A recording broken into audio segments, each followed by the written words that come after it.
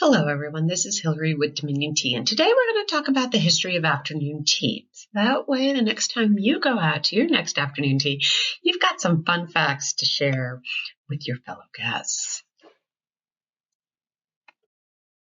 So when does all of this begin? It begins in the 1840s with the Duchess of Bedford. This is Anna here on screen, and she gets hungry at about 4 o'clock, and she starts to take tea, bread, and butter, very simple menu, in the afternoon at 4.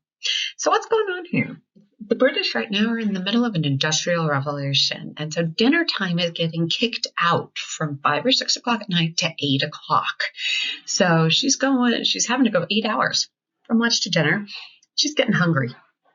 And as a woman, she's not allowed out to the tea rooms or the local pubs to get an afternoon meal in.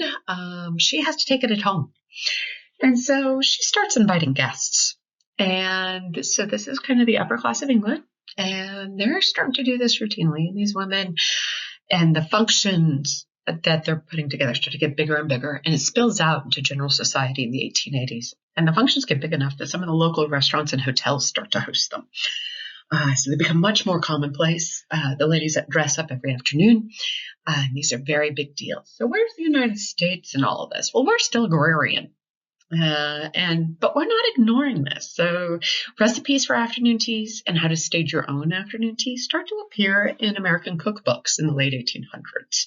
But it's not until the early 1900s that it really starts to kick off as an American institution, usually out in restaurants and hotels. And this seems to follow an article written by, of all things, the Wall Street Journal, which outlined J.P. Morgan's afternoon tea habits, the fact he was doing business over afternoon tea, and the food that he liked to eat at his afternoon tea. So let's talk about the menu.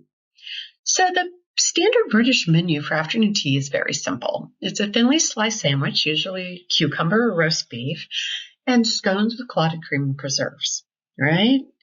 Where's everything else that got added to this? Well, this is where the Americans came in. And doing what we do best, we borrow from other cultures and kind of make things our own. So we started to add to this menu. And one of the first things we added was iced tea, right? So we are the nation of ice and beverages. And it started in the early 1900s, and tea's not immune to it, especially in the South where it was very warm.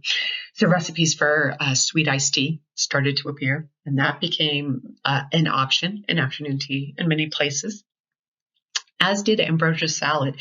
So early 1900s, especially 1920s, we start to get coconut and pineapple into San Francisco, and it's traveling the continental United States via the railroad. We get lots of fancy fruit salads that start to get added to afternoon tea, along with biscuits and ham. Now, in the United States, pork was cheaper at this time than beef.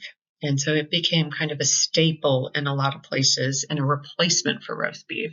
So the biscuit with ham became one of the standard sandwiches in afternoon tea.